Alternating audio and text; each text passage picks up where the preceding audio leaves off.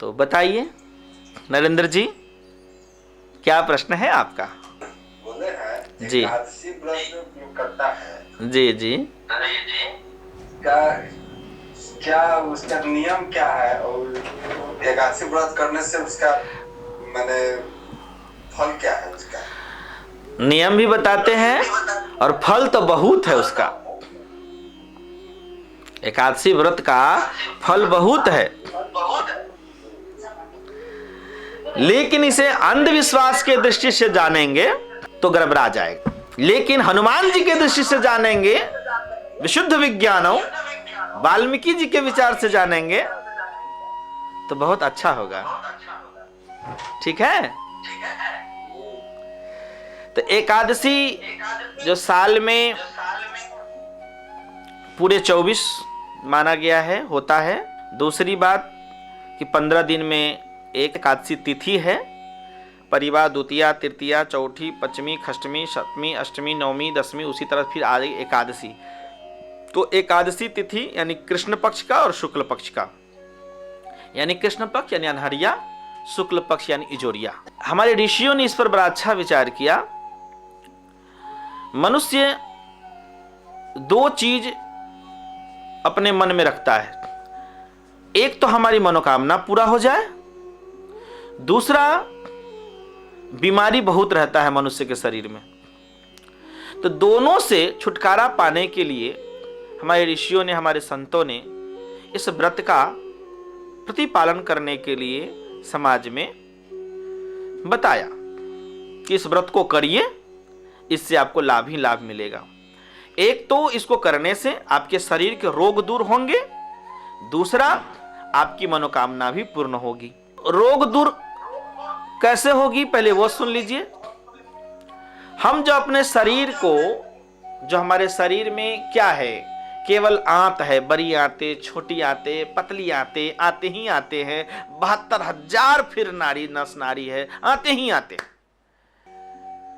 तो यही हमारे शरीर में इंजन है, कोई अलग से मोटर नहीं फिट है पचाने वाला और उसको ग्राइंड करने वाला, उसको महीन करने वाला। सब आंत की ही प्रक्रिया से होती है। और उसी में फिर डॉक्टरेट के हिसाब से अलग अलग सिस्टम है। कोई उसमें कोई थोड़ा सा बड़ा हो गया तो कोई लीवर हो गया, तो कोई किडनी हो गया, तो कोई पेनक्रियाज हो गया, तो कोई कुछ हो गया। इसलिए डॉक्टरी तो हम पढ़े नहीं है कि हम आपको टोटल चीज बताएं, लेकिन जो ऋषियों से हमने और ग्रंथों से सीखा है वो हम बताते हैं कि अंदर जितने भी फीचर है, शरीर के अंदर जितने भी फीचर हैं, उन सभी को अगर 15 दिन में एक दिन रिलैक्स मिले, आराम मिले, तो पूरा शरीर हमारा फिर से नया ऊर्जा लेकर आता है।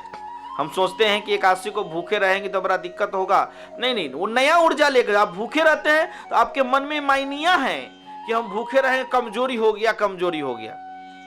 कुछ नहीं, आप उस दिन बर्दाश्त करने की क्षमता है तो आप जल भी ना पिए। अगर जल भी ना पिए कब? जब बहुत ओवर ईटिंग वाले आप लोग हैं, ज्यादा खाने वाले लोग हैं अगर, तो अगर नहीं मिला जुला के खाना पीना ठीक ठाक से खाते हैं तो कम से कम जल पीजिए उस दिन, कम से कम। यानी बर्दाश्त अगर ना हो पूरा भूखे तो जल लीजिए, जल लेकर के पूरा उपवास करिए एकादशी में, ठीक है। और अगर पहले खाने की विधि बता देते हैं टोटल, और अगर जल से भी बर्दाश्त ना हो तो जूस लीजिए। शरीर में दूसरे कोई भी विशेष रूप से ज्यादा कुछ मत जाने दीजिए, जूस लीजिए। अब अनार का जूस हो, संतरा का जूस हो, जिस मौसम में जिस प्रकार का है वैसा केवल जूस लीजिए और जल लीजिए, पानी लीजिए, और शरीर को रिलैक्स दीजिए, आराम दीजिए। ये नहीं जो सब दिन बस लोड करते जाए, दाल भात सब्जी जो भी कुछ खाते हैं खाते जाए, रोटी खाते जाए, खाते जाए, खाते जाए, खाते जाए, कभी फिर इसको अगर रेस्ट नहीं देंगे, आराम नहीं देंगे तो फिर कैसे होगा? तो बीमार हो जाएगा ये। इसीलिए उस दिन उसको पूरा से रेस्ट दे। अगर उससे भी ज्यादा आपको बर्दाश्त करने की क्षमता नहीं है तो कम से कम दिन में एक बार सूर्य अस्त होने से, यानी शाम से सूर्य अस्त होने से 1 घंटे पहले और लगभग 3 बजे के बाद यानी 4 बजे 3:30 बजे आप एक बार भगवान को अर्पण करके, यानी कि उसमें तुलसी दल छोड़कर, भगवान को अर्पण करने का अभिप्राय है तुलसी दल छोड़ करके। इसलिए जैसी तुलसी रखते हैं किसी भी भोजन में, तो उसकी जितनी निगेटिविटी होती है, जितनी बैड कीड़ा होता है उसमें, वो सब समाप्त हो जाता है। ठीक है ना? जो खराब कीड़ा उसमें होता है, प्रदूषण होता है, वो खत्म हो जाता है। और ऐसे तो शुद्ध है, शुद्ध में भी जब हम तुलसी डालते हैं तो वो और शुद्ध हो जाता है। तो और शुद्ध होना यानी खूब शुद्ध होना ही भगवान का भोग लगाना माना जाता है। ठीक है? और फिर भगवान को भाव में, हे प्रभु आपका दिया हुआ प्रसाद है, हम ग्रहण करते हैं, यानी भगवान को भोग लगाकर तब उसे ग्रहण करना चाहिए। बेड डूबने से 1 घंटा पहले। बेड डूबने से 1 घंटा पहले इसीलिए ताकि फिर जो आपने खा लिया, भोजन जो आपने कर लिया फलहार रूप में ही, जो भी दूसरा कुछ नहीं खाना, अन्न नहीं खाना है, फलहार रूप में ग्रहण करना है। किस रूप में? फलहार। तो फलहार रूप में ग्रहण कर लेते हैं तो अब फिर वो जो उसको पचने में थोड़ा समय चाहिए, और पचने में समय चाहिए। उसके बाद हर हाल में केवल सह लिए, सहने से केवल नहीं होगा, सहने के साथ साथ अब आपको ध्यान भी करना होगा। तो ऐसे तो बताया गया है, जिसे ज्यादा सिद्धि चाहिए, जिसको ज्यादा फल चाहिए, ज्यादा ध्यान योग की क्रिया को समझने और जानने वाला है, तो उसे पूरे रात्रि भर जगकर करना चाहिए। एकादशी के दिन सोना नहीं चाहिए। लेकिन नहीं, चलो ठीक है, एकादशी भी करे, हमको फायदा भी मिले और हमें नींद उतना बर्दाश्त नहीं होगा, तो यथा जागरण जितना पार लग सके उतना देर जग करके पहले तो ध्यान करें। क्या करें? ध्यान करें। अपने अंतः स्थित परमात्मा, जिस रूप में आप परमात्मा को भजते हैं, आपका आत्मा ही वो परमात्मा है। कृष्ण है तो आपका आत्मा है, राम है तो आपका आत्मा है, गणेश जी है तो आपका आत्मा है। उस परम बुद्धि, परम आत्मा, परम तेजोमय ब्रह्म का हम अंतःकरण में साक्षात्कार करेंगे।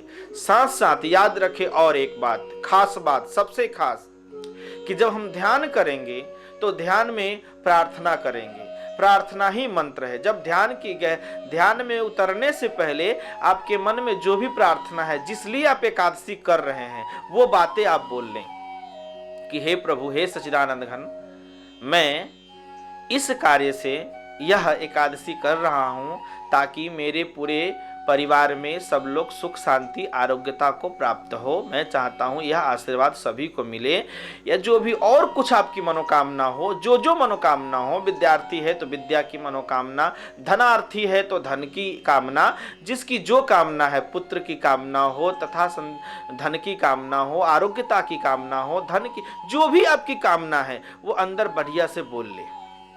अब बोल लेने के बाद तब आप जो मंत्र गुरु से अगर मिला हो तो ठीक है, नहीं मिला है अगर, तो आप सीताराम सीताराम, मैं जो आपको दे रहा हूं यह मंत्र, इसका आप जाप करें। सीताराम सीताराम सीताराम सीताराम का जाप करते हुए आप खो जाए। आप खो जाए, या तो इस मुद्रा में बैठे, या तो हम जो मुद्रा सिखलाए हुए हैं ध्यान का, उस मुद्रा में बैठे खो जाए। और अगर आपको याद रहे अगर अंतःकरण में, तो आप उस अपने मनोकामना को फिर दोहरा लें उस जगह अंतः स्थिति में जाकर के। याद रहे तो, न रहे तो कोई बात नहीं, पहले आपने बोल लिया है। और फिर जब उठने लगे तब आप बोल लें। अब बोल करके प्रणाम करें भगवान को, और फिर जो भी आपको सांसारिक भौतिक जो भी चढ़ाना है वो आपके ऊपर निर्भर करता है। चढ़ाइए न चढ़ाइए वो आपके ऊपर निर्भर करता है। विधि हजारों हैं, ये चढ़ाइए वो चढ़ाइए, ठीक है आप चढ़ा सकते हैं, लेकिन मूल बात ये है आप ध्यान करेंगे। और उसके बाद फिर और जगना हो तो उस तरह का जो अच्छे ग्रंथ, कोई भी भगवान से जुड़ा हुआ, सत्संग से जुड़ा हुआ अच्छा से अच्छा ग्रंथ का अध्ययन करेंगे तथा प्रवचन सत्संग सुनेंगे। और तब जहां तक जगे तो जगे, ना जगे तो आराम करे, अगर पूरा जगे तो ठीक है।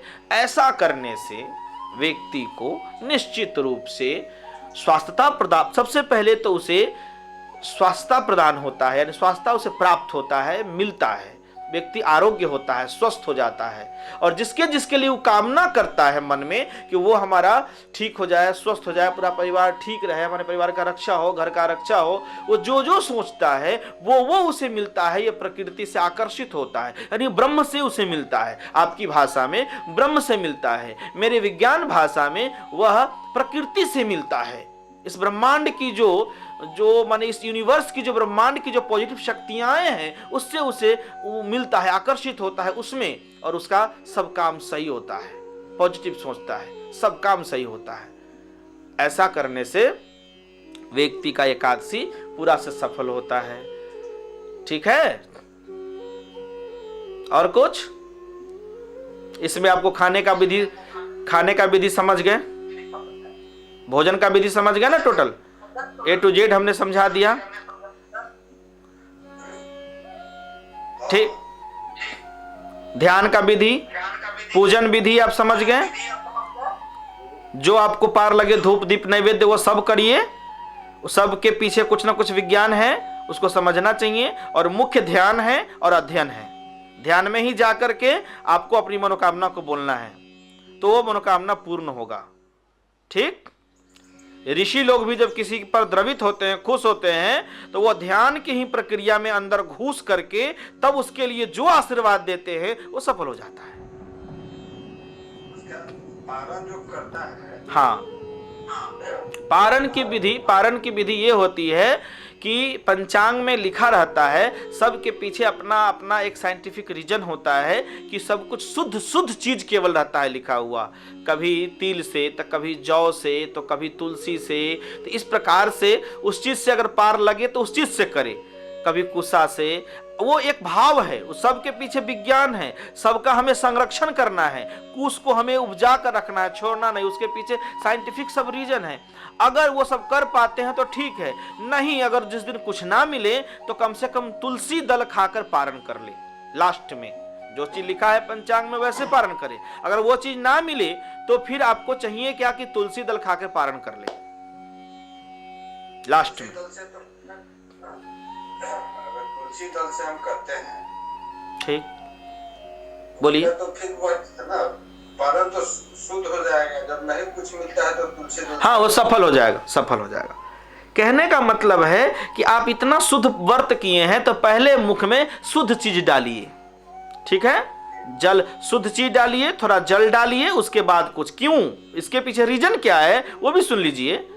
रीजन यह है कि जब आप उतना देर तक उपवास करते हैं तो आपको जो पहले से आदत है कि खूब खा करके ओवर ईटिंग करके अपना जो है सो नस नाली अंदर से फुलाए रहते हैं ना, तो वो थोड़ा सा दब जाता है। जब दब जाता है तो आपके शरीर के अनुकूल सही कंडीशन पर लाने के लिए सबसे पहले थोड़ा सा तुलसी दल या जो भी कुछ पारण में बताया जाता है वो थोड़ा सा केवल ग्रहण करके वो क्या करना है, ऊपर से पानी पी लेना है, जल पी लेना है। इच्छा भर पीना है, इन्हें तनका पी लिए नहीं, इच्छा भर पीना है। जब जल पीते हैं तो उससे हमारी जो नस नाड़ियां हैं अंदर की अपने जो हमारे लिए अनुकूल है वो हो जाता है। उसके बाद तब हम आधे एक घंटा बाद जब भोजन करते हैं तब जाके शरीर पर जो असर होना चाहिए वो, ये नहीं कि हम पहले पानी नहीं पिए, पहले तुलसी ना ग्रहण किए और डायरेक्ट जो है सो पूरा से खाने लगे। ये भी नहीं होना चाहिए पारण के दिन कि आज पारण है तो चलिए आज कचरा बचरा बना लिया, चलो तरो कुछ बघारो कुछ जो है सो पापड़ तिलौरी एकदम अचका बचका बनाओ, आज पारण है। तो यानी ये सब करिएगा तो आपने जो कल जो आपने ऊर्जा किया अपने आप में शरीर को स्वस्थ रखने के लिए, मनोकामना की पूर्ति के लिए जो आपने किया, ये आपको उतना नहीं मिलेगा। इसलिए अगले दिन भी आपको सादा सादी भोजन ही करना है, एकदम अल्पाहार ही करना है, लेकिन पहले पानी पी करके।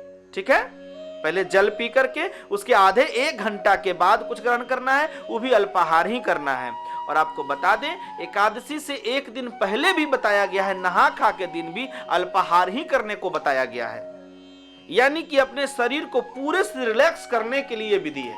ठीक, इससे आप जल्दी बीमार नहीं पड़ेंगे और बहुत दिनों तक शरीर स्वस्थ रहेगा, एकदम बुढ़ारी तक एकदम मस्त रहिएगा, शतायु रहिएगा, एकदम 100 वर्ष तक जिएंगे। जय सिया राम।